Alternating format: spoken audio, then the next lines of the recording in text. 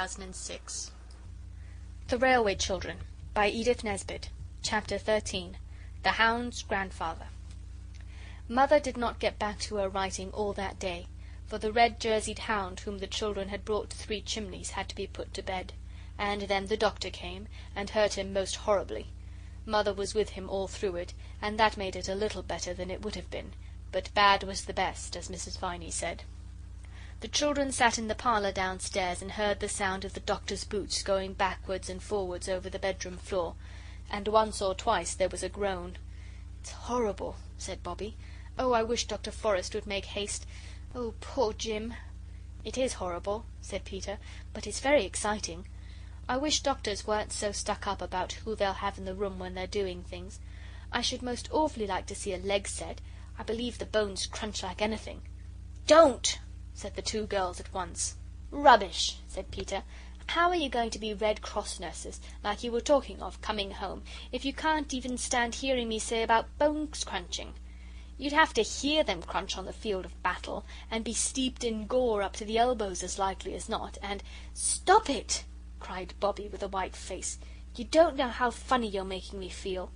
"Me too," said Phyllis, whose face was pink. "Cowards," said Peter. "I'm not," said Bobbie. "I helped Mother with your rake-wounded foot, and so did Phil. You know we did." "Well, then," said Peter. "Now look here. It would be a jolly good thing for you if I were to talk to you every day for half an hour about broken bones and people's insides, so as to get you used to it." A chair was moved above. "Listen," said Peter. "That's the bone crunching." "I do wish you wouldn't," said Phyllis. "Bobbie doesn't like it." "I'll tell you what they do," said Peter. "I can't think what made him so horrid. Perhaps it was because he had been so very nice and kind all the earlier part of the day, and now he had to have a change. This is called reaction. One notices it now and then in oneself. Sometimes when one has been extra good for a longer time than usual, one is suddenly attacked by a violent fit of not being good at all. I'll tell you what they do," said Peter. "They strap the broken man down so that he can't resist or interfere with their doctorish designs, and then someone holds his head, and someone holds his leg, the broken one, and pulls it till the bones fit in, with a crunch, mind you. Then they strap it up, and let's play at bone setting." "Oh, no," said Phyllis. But Bobbie said suddenly, "All right, let's. I'll be the doctor and Phil can be the nurse. You can be the broken boner. We can get at your legs more easily because you don't wear petticoats." "I'll get the splints and bandages," said Peter. "You get the couch of suffering ready." The ropes that had tied up the boxes that had come from home were all in a wooden packing case in the cellar. When Peter brought in a trailing tangle of them and 2 boards for splints, Phyllis was excitedly giggling. "Now then," he said, and lay down on the settle, groaning most grievously. "Not so loud," said Bobbie, beginning to wind the rope around him in the settle. "You pull, Phil." "Not so tight," moaned Peter. "You'll break my other leg." Bobbie worked on in silence, winding more and more rope around him. "That's enough," said Peter. "I can't move at all." "Oh, my poor leg," he groaned again. "Sure you can't move?" asked Bobbie in a rather strange tone. "Quite sure," replied Peter. "Shall we play it's bleeding freely or not?" he asked cheerfully. "You can play what you like," said Bobbie sternly, folding her arms and looking down at him where he lay all wound round and round with cord. "Phil and I are going away, and we shan't untie you till you promise never, never to talk to us about blood and wounds unless we say you may. Come, Phil." "You beast," said Peter, writhing. "I'll never promise. Never. I'll yell and Mother will come." "Do," said Bobbie, "and tell her why we tied you up. Come on, Phil." "No, I'm not a beast, Peter. But you wouldn't stop when we asked you, and—" "Yah," said Peter. "It wasn't even your own idea. You got it out of Stalky." Bobbie and Phil, retiring in silent dignity, were met at the door by the doctor. He came in, rubbing his hands and looking pleased with himself. "Well," he said, "that job's done. It's a nice clean fracture, and it'll go on all right, I've no doubt. Plucky young chap, too. Hullo, what's all this?" His eye had fallen on Peter, who lay mousy still in his bonds on the settle. "Playing at prisoners, eh?" he said, but his eyebrows had gone up a little. Somehow he had not thought that Bobbie would be playing while in the room above someone was having a broken bone set. "Oh, no," said Bobbie. "Not at prisoners. We were playing at setting bones. Peter's the broken boner and I was the doctor." The doctor frowned. "Then I must say," he said, and he said it rather sternly, "that it's a very heartless game. Haven't you enough imagination even to faintly picture what's been going on upstairs? That poor chap with the drops of sweat on his forehead and biting his lips so as not to cry out, and every touch on his leg agony, and " "You ought to be tied up," said Phyllis. "You're as bad as " "Hush," said Bobbie. "I'm sorry, but we weren't heartless, really." "I was, I suppose," said Peter crossly. "All right, Bobbie, don't you go on being noble and screening me, because I jolly well won't have it. It was only that I kept on talking about blood and wounds. I wanted to train them for Red Cross nurses, and I wouldn't stop when they asked me." "Well?" said Dr. Forrest, sitting down.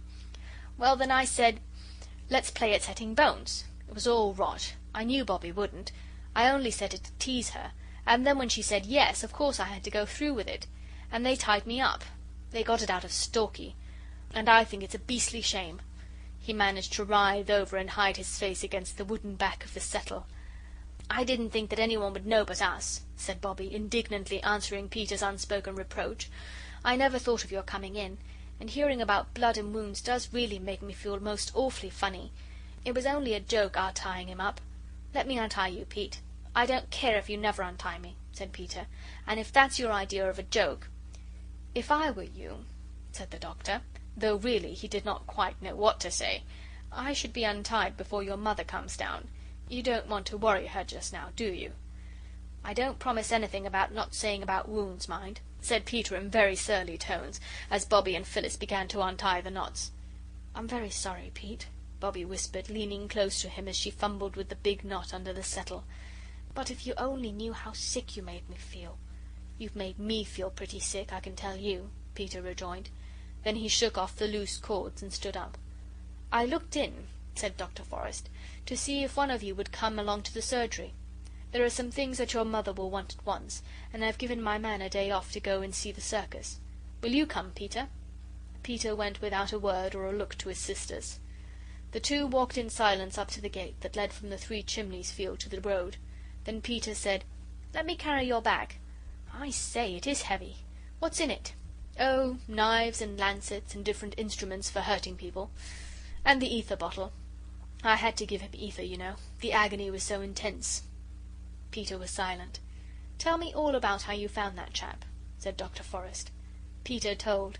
And then Dr. Forrest told him stories of brave rescues.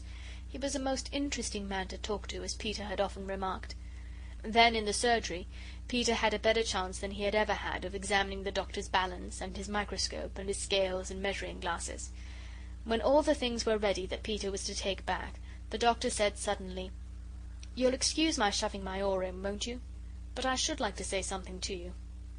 "Now for a rowing," thought Peter, who had been wondering how it was he had escaped one. "Something scientific," added the doctor. "Yes," said Peter, fiddling with the fossil ammonite that the doctor used for a paperweight. "Well then, you see, boys and girls are only little men and women, and we are much harder and hardier than they are." Peter liked the "we." Perhaps the doctor had known he would. "And much stronger, and things that hurt them don't hurt us. You know you mustn't hit a girl." "I should think not indeed," muttered Peter indignantly. "Not even if she's your own sister. That's because girls are so much softer and weaker than we are. They have to be, you know," he added, "because if they weren't it wouldn't be nice for the babies. And that's why all the animals are so good to the mother animals. They never fight them, you know." "I know," said Peter, interested. "Two buck rabbits will fight all day if you let them, but they won't hurt a doe." "No. And quite wild beasts, lions and elephants, they're immensely gentle with the female beasts. And they've got to be, too." "I see," said Peter. "And their hearts are soft, too," the doctor went on, "and things that we shouldn't think anything of hurt them dreadfully. So that a man has to be very careful, not only of his fists, but of his words. They're awfully brave, you know," he went on. "Think of Bobbie waiting alone in the tunnel with that poor chap. It's an odd thing. The softer and more easily hurt a woman is, the better she can screw herself up to do what has to be done. I've seen some brave women. Your mother's one," he ended abruptly. "Yes," said Peter. "Well, that's all. Excuse my mentioning it. But nobody knows everything without being told. And you see what I mean, don't you?" "Yes," said Peter. "I'm sorry. There. Of course you are. People always are, directly they understand. Everyone ought to be taught these scientific facts. So long." They shook hands heartily. When Peter came home, his sisters looked at him doubtfully. "It's Pax," said Peter, dumping down the basket on the table. "Dr. Forrest has been talking scientific to me. No, it's no use my telling you what he said, you wouldn't understand. But it all comes to you girls being poor, soft, weak, frightened things like rabbits, so us men have just got to put up with them. He said you were female beasts. Shall I take this up to Mother, or will you?" "I know what boys are," said Phyllis, with flaming cheeks. "They're just the nastiest, rudest—" "They're very brave," said Bobbie, "sometimes." "Ah, you mean the chap upstairs? I see. Go ahead, Phil. I shall put up with you whatever you say, because you're a poor, weak, frightened, soft—" "Not if I pull your hair, you won't," said Phyllis, springing at him. "He said Pax," said Bobbie, pulling her away. "Don't you see?" she whispered, as Peter picked up the basket and stalked out with him. "He's sorry, really, only he won't say so. Let's say we're sorry." "It's so goody-goody," said Phyllis, doubtfully. "He said we were female beasts and soft and frightened." "Then let's show him we're not frightened of him thinking us goody-goody," said Bobbie, "and we're not any more beasts than he is." And when Peter came back, still with his chin in the air, Bobbie said, "We're sorry we tied you up, Pete." "I thought you would be," said Peter, very stiff and superior. This was hard to bear, but... "Well, so we are," said Bobbie. "Now let honour be satisfied on both sides." "I did call it Pax," said Peter in an injured tone. "Then let it be Pax," said Bobbie. "Come on, Phil, let's get the tea. Pete, you might lay the cloth." "I say," said Phyllis, when peace was really restored, which was not till they were washing up the cups after tea, "Dr. Forrest didn't really say we were female beasts, did he?" "Yes," said Peter firmly, "but I think he meant we men were wild beasts too." "How funny of him," said Phyllis, breaking a cup. "May I come in, Mother?" Peter was at the door of Mother's writing room, where Mother sat at her table with 2 candles in front of her. Their flames looked orange and violet against the clear grey blue of the sky, where already a few stars were twinkling. "Yes, dear," said Mother, absently. "Anything wrong?" She wrote a few more words, and then laid down her pen and began to fold up what she had written. "I was just writing to Jim's grandfather. He lives near here, you know." "Yes, you said so at tea. That's what I want to say. Must you write to him, Mother? Couldn't we keep Jim and not say anything to his people till he's well? It would be such a surprise for them." "Well, yes," said Mother, laughing. "I think it would." "You see," Peter went on, "of course the girls are all right and all that. I'm not saying anything against them. But I should like it if I had another chap to talk to sometimes." "Yes," said Mother, "I know it's dull for you, dear. But I can't help it. Next year perhaps I can send you to school. You'd like that, wouldn't you?" "I do miss the other chaps rather," Peter confessed. "But if Jim could stay after his leg was well, we could have awful larks." "I've no doubt of it," said Mother. "Well, perhaps he could. But you know, dear, we're not rich. We can't afford to get him everything he'll want. And he must have a nurse. Can't you nurse him, Mother? You do nurse people so beautifully." "That's a pretty compliment, Pete. But I can't do nursing and my writing as well. That's the worst of it." "Then you must send the letter to his grandfather?" "Of course, and to his schoolmaster too. We telegraphed to them both. But I must write as well. They'll be most dreadfully anxious." "I say, Mother, why can't his grandfather pay for a nurse?" Peter suggested. "That would be ripping. I expect the old boy's rolling in money. Grandfathers in books always are." "Well, this one isn't in a book," said Mother, "so we mustn't expect him to roll much." "I say," said Peter musingly, "wouldn't it be jolly if we all were in a book, and you were writing it? Then you could make all sorts of jolly things happen, and make Jim's legs get well at once and be all right tomorrow, and Father would come home soon, and—" "Do you miss your father very much?" Mother asked, rather coldly, Peter thought. "Awfully," said Peter briefly. Mother was enveloping and addressing the second letter. "You see," Peter went on slowly, "you see, it's not only him being Father, but now he's away there's no other man in the house but me. That's why I want Jim to stay so frightfully much. Wouldn't you like to be writing that book with us all in it, Mother, and make Daddy come home soon?" Peter's mother put her arm round him suddenly and hugged him in silence for a minute. Then she said, Don't you think it's rather nice to think that we're in a book that God's writing? If I were writing the book I might make mistakes, but God knows how to make the story end just right, in the way that's best for us." "Do you really believe that, Mother?" Peter asked quietly. "Yes," she said, "I do believe it. Almost always, except when I'm so sad that I can't believe anything. But even when I can't believe it, I know it's true, and I try to believe. You don't know how I try, Peter. Now, take the letters to the post, and don't let's be sad any more. Courage, courage! That's the finest of all the virtues. I dare say Jim will be here for 2 or 3 weeks yet." For what was left of the evening Peter was so angelic that Bobbie feared he was going to be ill. She was quite relieved in the morning to find him plaiting Phyllis's hair onto the back of her chair, in quite his old manner. It was soon after breakfast that a knock came at the door. The children were hard at work cleaning the brass candlesticks in honour of Jim's visit. "That'll be the doctor," said Mother. "I'll go. Shut the kitchen door. You're not fit to be seen." But it wasn't the doctor. They knew that by the voice and by the sound of the boots that went upstairs. They did not recognise the sound of the boots, but everyone was certain that they had heard the voice before. There was a longish interval. The boots and the voice did not come down again. "Who can it possibly be?" they kept on asking themselves and each other. "Perhaps," said Peter at last, "Dr. Forrest has been attacked by highwaymen and left for dead, and this is the man he's telegraphed for to take his place. Mrs. Viney said he had a local tenant to do his work when he went for a holiday. Didn't you, Mrs. Viney?" "I did so, my dear," said Mrs. Viney from the back kitchen. "He's fallen down in a fit, more likely," said Phyllis. "All human aid despaired of. And this is his man come to break the news to Mother." "Nonsense," said Peter briskly.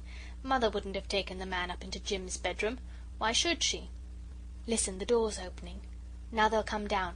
I'll open the door a crack." He did.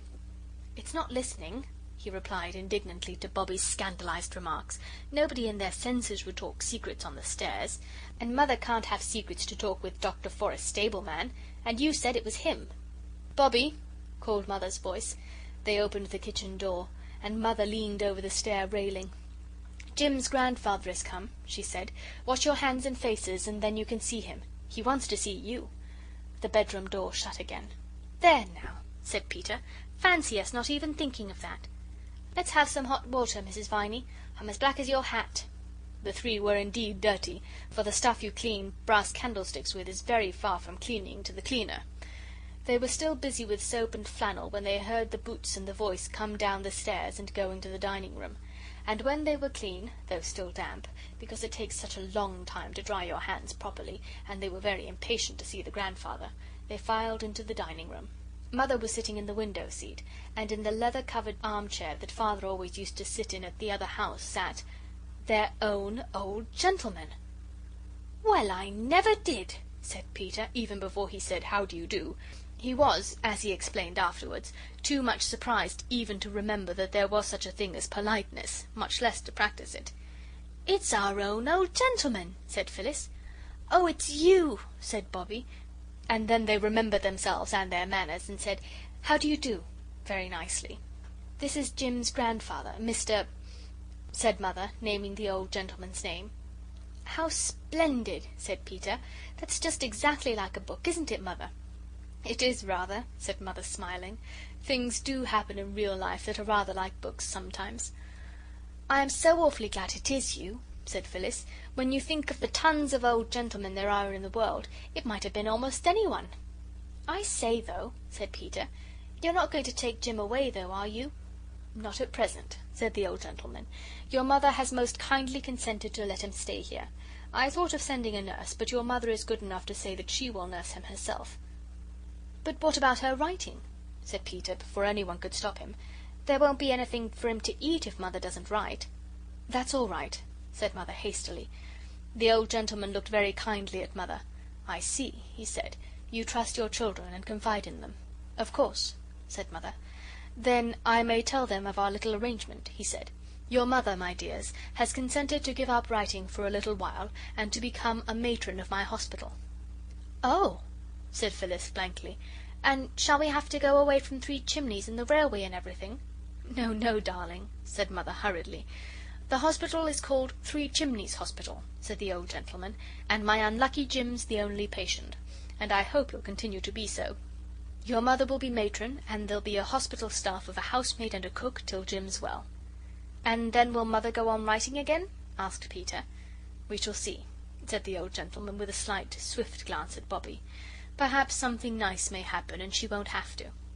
"I love my writing," said Mother very quickly. "I know," said the old gentleman. "Don't be afraid that I'm going to try to interfere. But one never knows. Very wonderful and beautiful things do happen, don't they? And we live most of our lives in the hope of them. I may come again to see the boy?" "Surely," said Mother. "And I don't know how to thank you for making it possible for me to nurse him. Dear boy." "He kept calling Mother, Mother in the night," said Phyllis. "I woke up twice and heard him." "He didn't mean me," said Mother in a low voice to the old gentleman. "That's why I wanted so much to keep him." The old gentleman rose. "I'm so glad," said Peter, "that you're going to keep him, Mother." "Take care of your mother, my dears," said the old gentleman. "She's a woman in a million." "Yes, isn't she?" whispered Bobbie. "God bless her," said the old gentleman, taking both Mother's hands. "God bless her. Aye, and she shall be blessed. Dear me, where's my hat? Will Bobbie come with me to the gate?" At the gate he stopped and said, "You're a good child, my dear. I got your letter. But it wasn't needed. When I read about your father's case in the papers at the time, I had my doubts. And ever since I've known who you were, I've been trying to find out things. I haven't done very much yet, but I have hopes, my dear, I have hopes." "Oh," said Bobbie, choking a little. "Yes, I may say great hopes. But keep your secret a little longer. Wouldn't do to upset your mother with a false hope, would it?" "Oh, but it isn't false," said Bobbie. "I know you can do it. I knew you could when I wrote. It isn't a false hope, is it?" "No," he said, "I don't think it is a false hope, or I wouldn't have told you. And I think you deserve to be told that there is a hope. And you don't think Father did it, do you? Oh, say you don't think he did." "My dear," he said, "I'm perfectly certain he didn't." If it was a false hope, it was none the less a very radiant one that lay warm at Bobbie's heart, and through the days that followed lighted her little face as a Japanese lantern is lighted by the candle within. Chapter 14.